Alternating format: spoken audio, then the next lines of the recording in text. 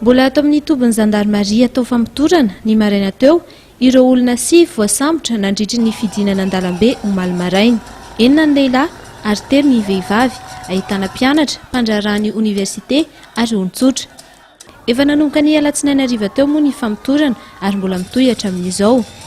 Entsekiran'izay mba hitandrovana ny fandriam-pahalemana eto an-tampon-tanànan'ny Mahajanga ary nampitomboina ny isan'ny mpitandro filaminana izay avy eto an-toerana sy avy any Antananarivo.